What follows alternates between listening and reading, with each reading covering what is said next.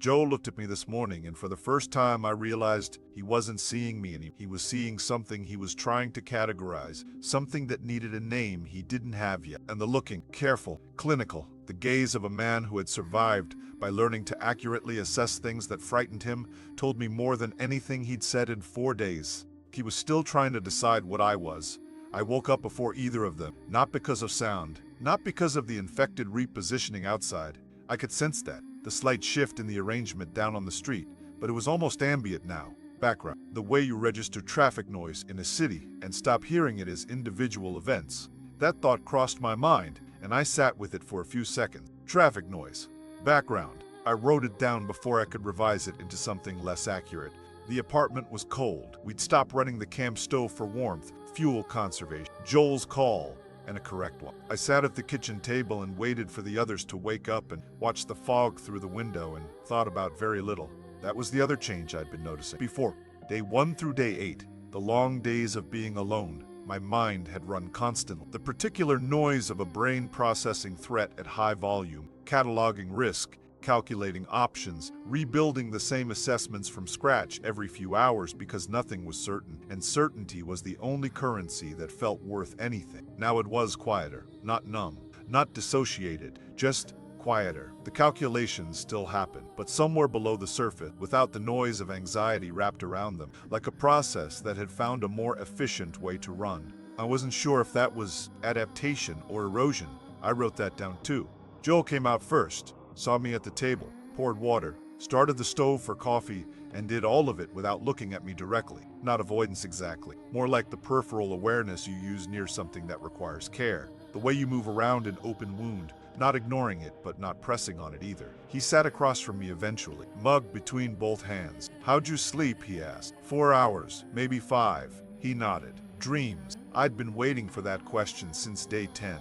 "No," I said. Then, because it was true, "I don't think I'm dreaming any." He didn't respond, drank from the mug. His eyes moved to the window, to the fog, to the middle distance where the street was.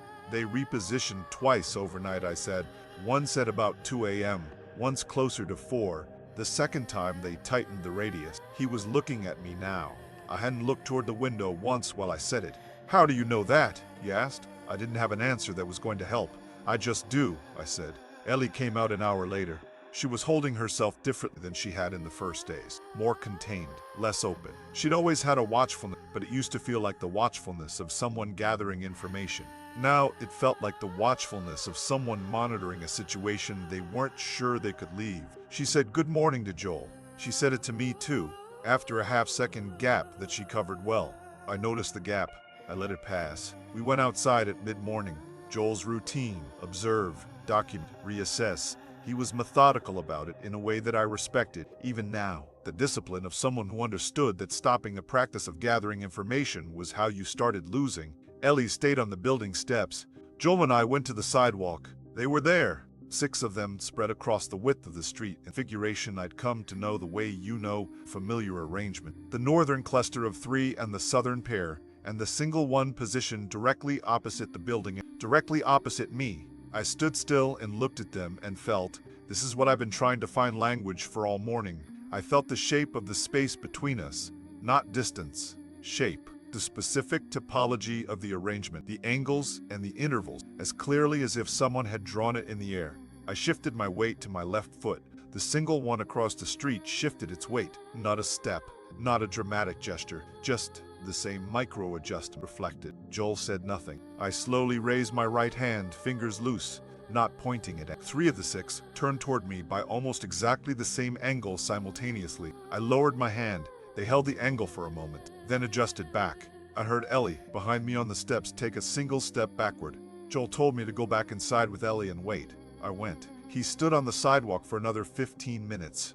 I watched him from the window and move. He just looked at the 6 shapes across the street and at where I'd been standing and at the pattern of the arrangement. Then he came back in. He put his jacket on the chair and stood in the center of the room and looked at, not like the morning, not with the careful peripheral gaze of something being assessed, directly, fully.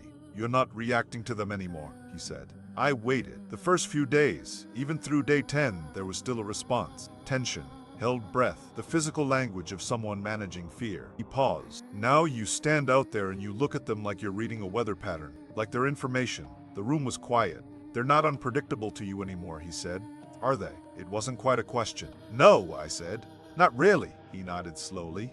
Not surprised. Something closer to confirmed. That matters, he said. I need you to understand that that matters. I know. Do you know why?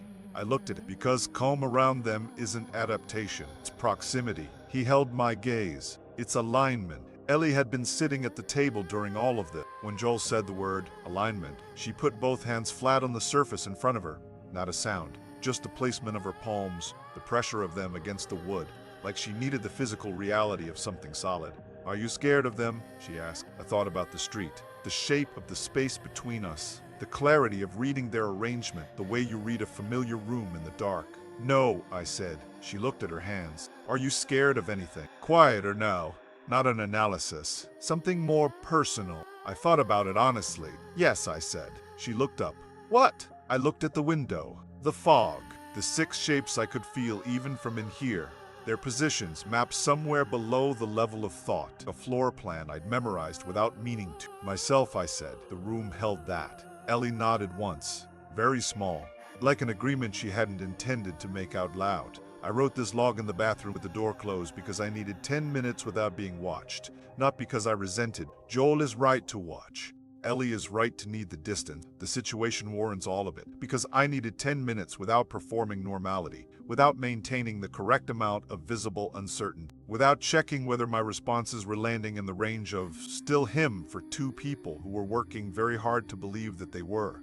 I sat on the edge of the cold tub and listened. Fog, the street, the 6 of them in their arrangement. One of them, at the southern end, moved 6 steps west and stopped. I felt it the moment it happened. I didn't look at my watch or look out the window. I just felt it. The repositioning, the new coordinate. And here is what I wrote in the notebook, and then almost crossed out and then left. I'm not losing my mind. I'm not becoming sick. Everything I can observe about my cognition is intact. Memory, language, reasoning, judgment. I am coherent. I am present. But coherence and presence are not the same thing as humanity. And I keep telling myself I'm still me. I don't think Joel believes that anymore. I'm not sure I believe it either.